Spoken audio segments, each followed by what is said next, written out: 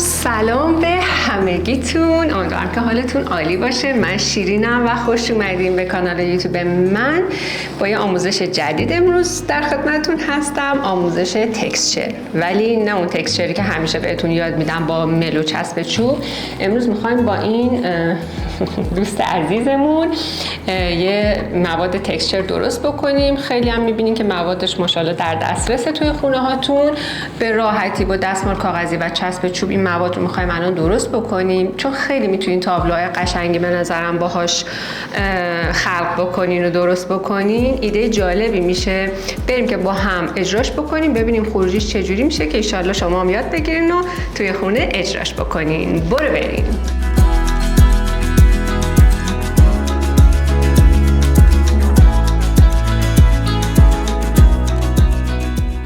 خب اول بریم وسایل رو بهتون بگم که چیا لازم دارین. همونطور که گفتم دستمال توالت عزیزمون اینو لازم دارین، چسب چوب لازم دارین، چسب چوب شمال. من همیشه از چسب چوب شمال استفاده میکنم.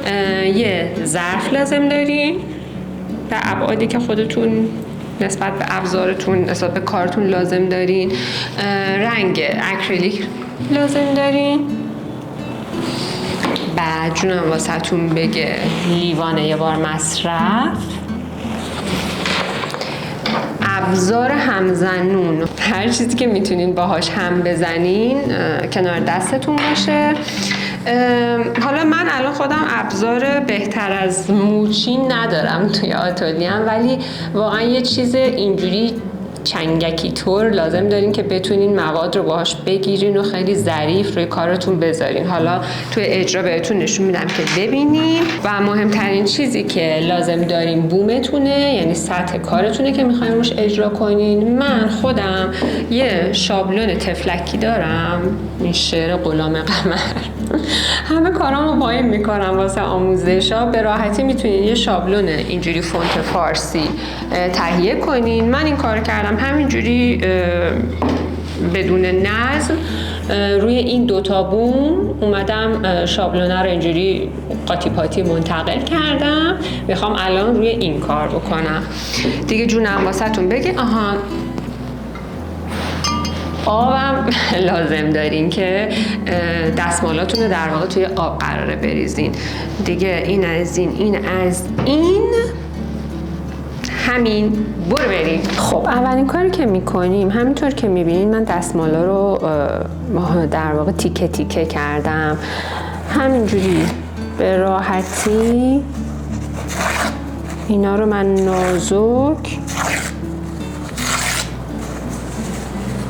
تیکه میکنم و اینجوری خوردش میکنم. حالا شما میتونید خیلی با صبر و حوصله بیشتر و ظرافت بیشتر این کارو بکنین. من همینجوری دیگه شلوغ بلوغی کردم.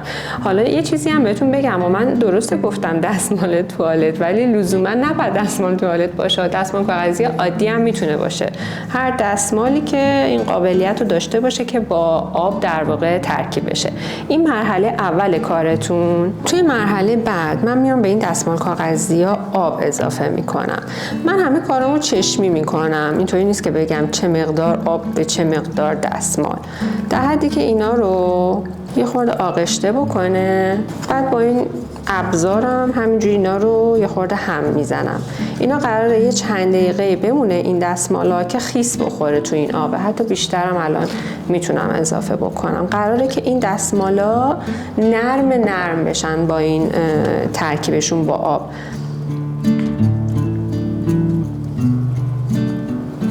به این صورت یه چند دقیقه میذارم بمونه، بعد بهتون خروجیشو نشون میدم. خب من بعد از نمیدونم چند دقیقه 6-7 دقیقه که اینو گذاشتم رفتم، الان میخوام اینو خالی کنم توی این آبکشی که اینجا دارم که این در واقع آبش کامل بره. به این صورت آشپزیه برای خودشا. نمیخوایم این دستمال کامل خشک بشه. یه خورده که این آب اولیش رفت، میریم سراغ مرحله بعدیمون. توی این مرحله دستمالا رو ریختم توی لیوانم موقع که آب اولیش در واقع رفت. حالا میخوام بهش چسب چوبم رو اضافه بکنم. کم کم اضافه میکنیم، قرار نیست یهویی خیلی زیاد بشه. هم میزنیم، بعد اگه لازم شد بازم اضافه میکنیم. دستای منم میبینین چقدر زخم و زیله، خشکی شدید زده. بعد شروع میکنم چسب چوب و این دستمالو حسابی هم میزنم. یه خورده اینجوری هم میکنم که این دستمالا یه خورده حالت خردتر هم به خودشون بگیرن.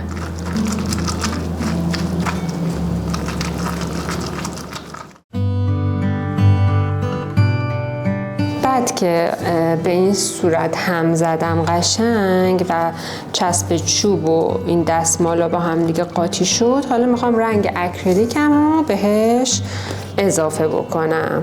توی مرحله این رنگم رو اضافه میکنم که معلوم اگر که باشه اینه. حالا براتون می‌نویسم، حتما شماره رنگو قاطی میکنم. اگر لازم شد باز دوباره بهش اضافه میکنم.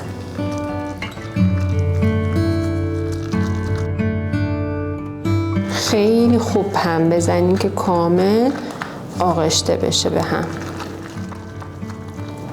حالا من میخوام یه کوچولو دیگه هم اضافه کنم.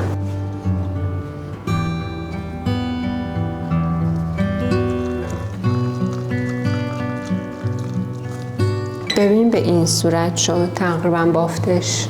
حالا بریم روی بوم اجراش کنیم. خب ببینید من الان تیکه تیکه با این موچی میخوام این دستمالا رو بردارم و توی فضاهایی که میخوام کار بکنم.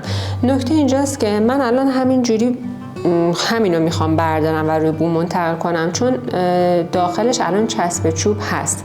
ولی شما برای اینکه اگر یعنی دلتون میخواد که خیلی استحکامش بیشتر هم باشه، میتونین قبلش یه دست چسب چوب روی زمینه بزنین که حالا بیشتر بچسبه. ولی من الان این کارو نمیکنم و اکتفا میکنم در واقع به همین چسب چوبی که داخلشه. بریم اجراش کنیم.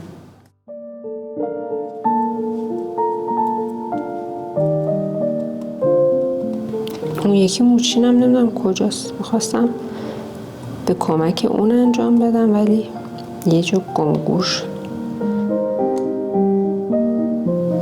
میبینین من میذارم روی سطحم، بعد با ابزارم اینجوری روش ضربه میزنم که اون بافتی که دلم میخواد رو در واقع بهم بده. یه خورده ظریف کاری داره برای اینکه کارتون تمیز در بیاد، ولی خروجیش واقعا قشنگ میشه به نظرم. مخصوصا این جاهایی که به لبه های کارتون میرسه یه خورده باید دقتتون رو بیشتر کنید.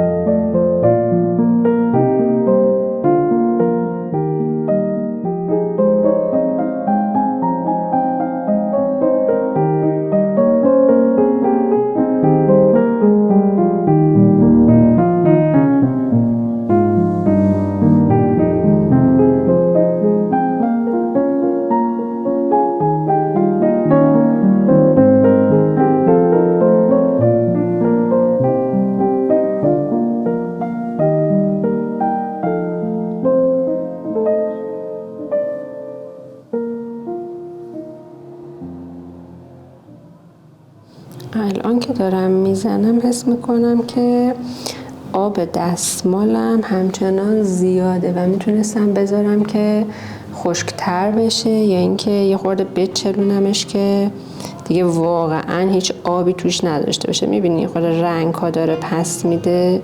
شما یه خورده دستمالتون رو کم آبتر بردارین بهتر میشه. البته اینم در هر صورت کار انجام میشه، ولی یه خورده اون خشک باشه تمیزکاری کار در واقع بیشتره.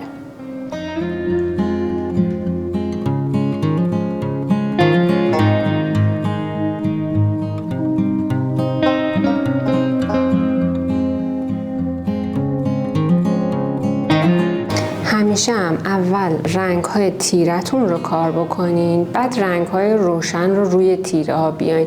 اونجوری راحت تر میشه ادیت کرد. به نظر من خیلی کثیف کاری نمیشه.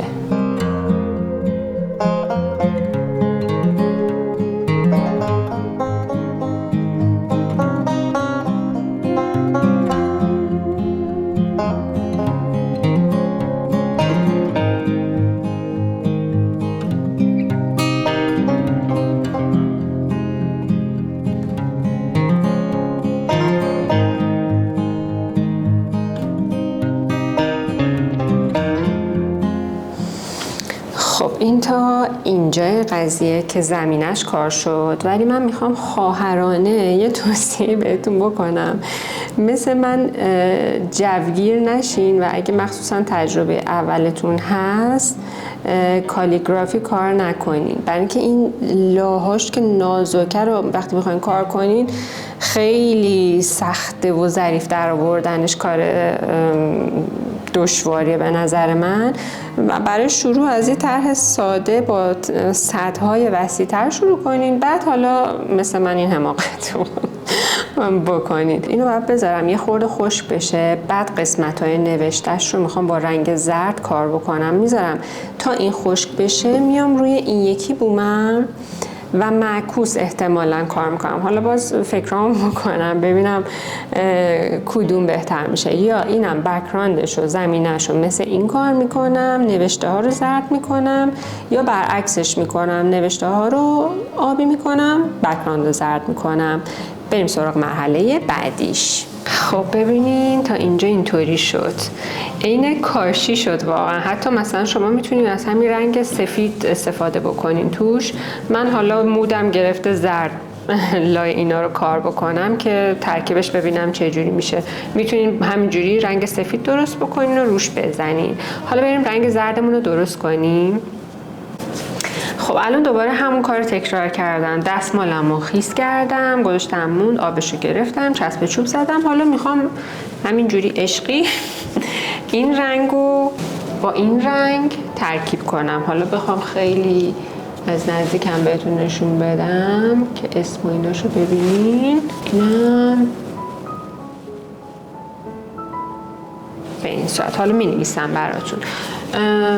امتحان کنیم دیگه. میگم من از سفیدشم خیلی خوشم اومد، ولی حالا یا شانس و یا اقبال. ببینیم با زرد چجوری میشه.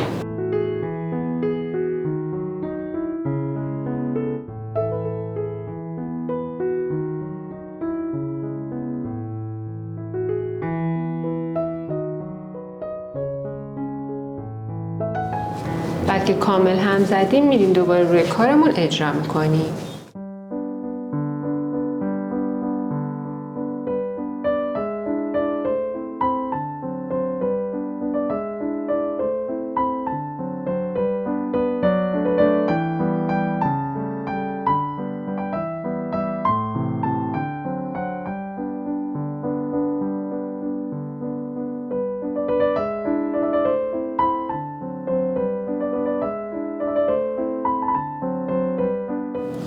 اصلا مهم نیست که خیلی پرفکت نشه، چون اینا بافتن دیگه که دارن توی همدیگه ادغام میشن.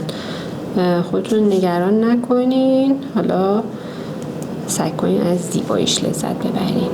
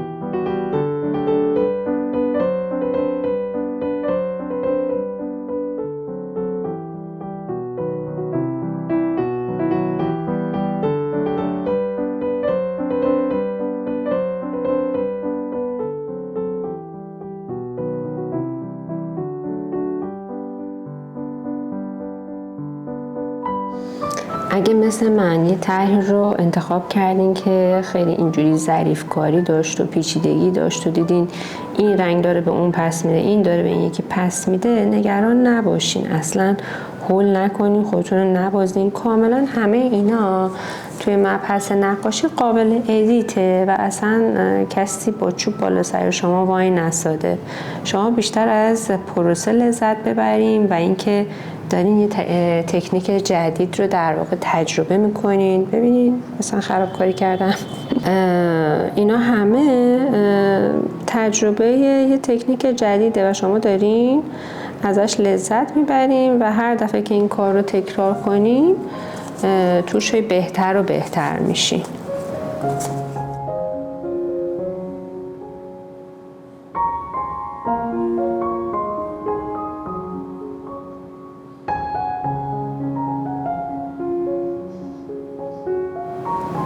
حالا دفعه دیگه همین کار رو روی یه تابلوی بزرگ براتون میکنم با یه طرح دیگه غیر از حالت کالیگرافی که ببینین که اون چجوری میشه توی ابعاد بزرگتر، خروجی اون رو هم ببینید.